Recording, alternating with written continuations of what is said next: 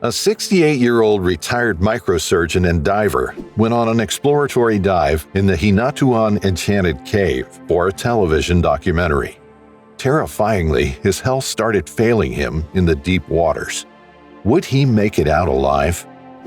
The Hinatuan Enchanted River, also known as the Hinatuan Sacred River, is a mystical river located in Mindanao, Philippines. It starts as a deep underwater spring, gushing fresh water from the ground. This water comes from underground sources, possibly from nearby areas collecting rainwater, which is common in Hinatuan. The river flows into the Philippine Sea and the Pacific Ocean in Barangay Talisay, Hinatuan, Surigao del Sur. It's called Enchanted because of a poem by Modesto Farolan, who marveled at its beauty. It's like a magical journey from underground to the sea, carving its own path along the way. The river's strange colors and unknown depths have sparked many local tales. One story suggests that fairies sprinkled sapphire and jade colors into the river, giving it its unique color. Fishermen also claim to see fish in the river that can't be caught by any means. Locals believe the river is enchanted because of the mystical creatures called encantos said to live there. Legends say the river is guarded by supernatural beings. In 1999, Alex Santos was the first to explore the cave of the Hinatuan Enchanted River. A major exploration didn't happen until 11 years later, in February 2010, when Dr. Alfonso Amores and his team, including Bernil Gastardo and MG Guillermo, ventured into the cave. They discovered a hidden cave entrance 98 feet below the surface. Further expeditions have revealed more about the underwater cave's chamber. Dr. Alfonso Docboy Amores, age 68, hailed from Mactan Island. He grew up in Opan Poblacion, surrounded by a large family and the typical neighborhood vibe. After more than 20 years working as a microsurgeon and specialist in reconstructive surgery in the USA, he returned to his homeland to retire. However, he wasn't one to sit idly by and watch time pass. Instead, he pursued his passion for cave diving exploration. In 2002, he discovered the Pawad underwater cave system in Mactan, which kicked off cave diving interest in the central Philippines. He also played a significant role in exploring and promoting the underground cave in Hinatuan. Alfonso held various diving certifications, including cave diving certification from the National Association of Cave Divers in Florida, USA. In 2011, Alfonso achieved a remarkable dive with his team, reaching a depth of 330 feet. This accomplishment was quite impressive, especially considering his age. His determination to push past barriers, like age, inspired many to believe in his limitless capabilities. Aside from his daring dives, Alfonso also flew his own plane, including a seaplane, tackled challenging ski slopes, organized medical missions, provided free surgeries for those in need, taught children about the importance of coral reefs, and established marine sanctuaries. Upon his return to the Philippines, he founded Amores Charities Incorporated, reflecting his commitment to making a positive impact on society. On Tuesday, June 17, 2014, Dr. Alfonso and his team prepared for a series of dives at the Enchanted River. This dive presented numerous challenges, particularly during their exit from the complex cave system after each dive. Unlike entering the cave, which involves swimming with the current, exiting requires swimming against it. During this dive, Dr. Alfonso and his student divers would face added pressure as they were guiding an underwater film crew. The crew was gathering footage for a documentary produced by the GMA network for its popular television show, Born to be Wild. On that Tuesday morning, Alfonso and his team got ready for their dive. It was their second dive of the trip, but that day they were just looking around the cave for good spots to film.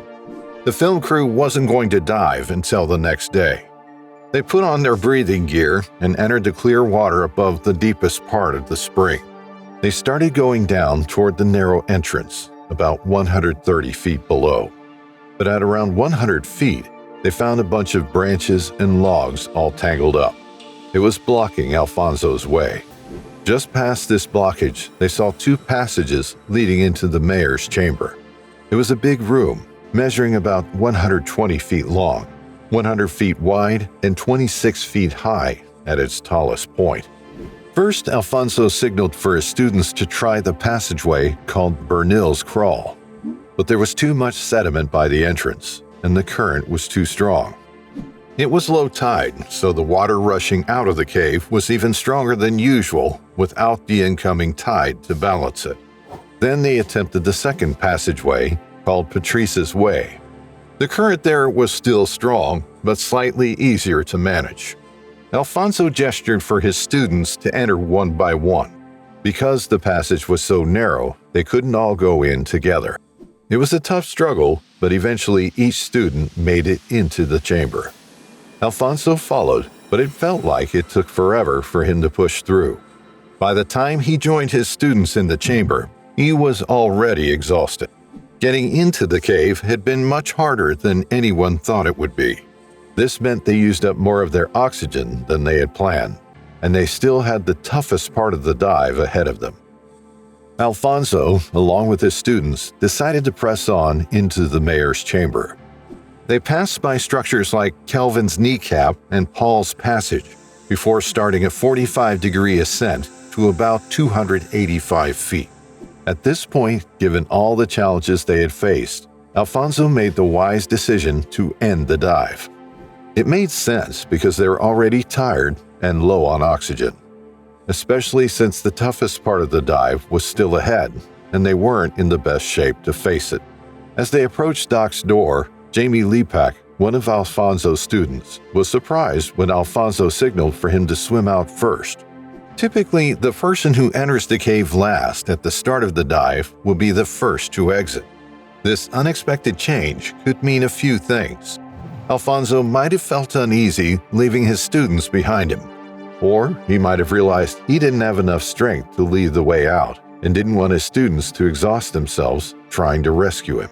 Regardless of the reason, the students understood the importance of following the dive leader's decisions without question. Alfonso was the most experienced diver in the group, so they trusted he had a good reason for altering the exit order at the last minute. As they reached Doc's door, once again they were taken aback by the strong current pushing against them as they approached the entrance. Jamie noticed that Alfonso wasn't kicking his legs as forcefully as he should have been. This raised concerns among the divers about Alfonso's well-being and added to the tension of the already challenging situation. As if things couldn't get any worse, Alfonso didn't respond appropriately when Jamie signaled that he was ready to swim through. This struck Jamie as odd and a bit unsettling since they were close to each other and making eye contact despite the strong current. Despite this, the younger, stronger students managed to push themselves through the siphon and into the deeper pool, where they could see the surface. Alfonso tried multiple times to follow them, but with each attempt, he drifted further away from the exit. Watching from the other side, Jamie turned back to see if he could assist his friend and mentor. However, he realized that he was physically and mentally exhausted, running dangerously low on gas, and swimming back through the exit would likely be fatal. Their training kicked in at that moment.